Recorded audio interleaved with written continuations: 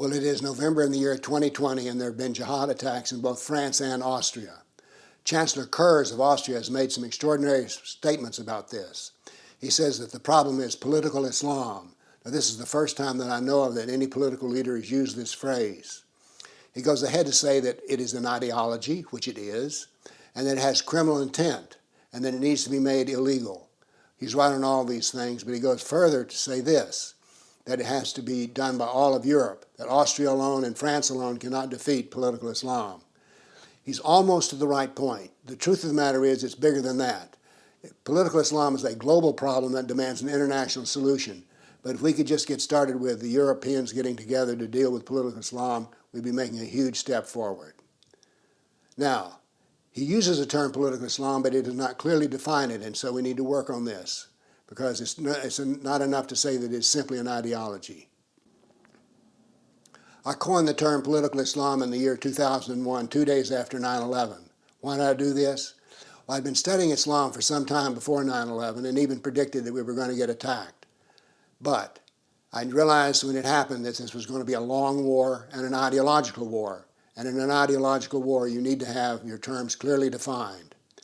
I don't care anything about the religion of Islam, and besides that, religions are well protected in the United States by our Constitution. I care nothing about the religion. I don't care if a Muslim prays once a day, 5 times a day, never at all. Simply is of no consequence to me at all. But it is very much of consequence to me is how I and my kind, Kafirs, are treated. And so therefore I coined the term political Islam, meaning the part of Islam that deals with the non-Muslim. Now this is not a small part of Islam. If you take the Quran, the Sirah, and the Hadith, and that's all Islam is, there's only one Islam, Quran, Sirah, Hadith. And if you take that and you count up everything in the Quran, the Sirah, and the Hadith that deals with the non-Muslim, the Kafir, it's over half of it. So this is not just some minor verse or two, or just something. It is, as Kurz says, an ideology, and we need to deal with it as an ideology and not some random set of facts. We need to understand that political Islam is not another phrase for extremist Islam or those other bastardized terms like Islam, Islamist. Islamist, by the way, is a very peculiar term. It's usually meant to be something bad, but the truth of the matter is all Muslims are Islamists in the sense that they are trying to apply Islam to their life and convert people that they know to the doctrine of Islam.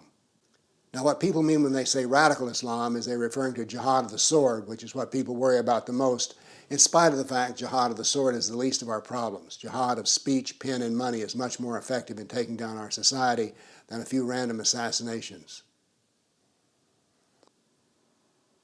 Kurz is right. Since this does affect us, we need to stop and talk about it and debate about it. We need to have this clear and open discussion about Islam, which right now we're not doing. So we've taken some good first steps here. Now, all Muslims believe in political Islam to some degree or another. They may not say they do, but yet they know that the political Islam, which is the part that deals with the Kafir, how the Kafir is hated and despised and filthy and lower than an animal in the Quran. So therefore, all Muslims know something about political Islam. They may not practice it, but that does not mean they don't know about it. So Kurz here has done some great work for us. He's pointed out the fact that there is an ideology behind the jihad. It's not just random acts of violence by crazy people, and that we have to unite together to work against it.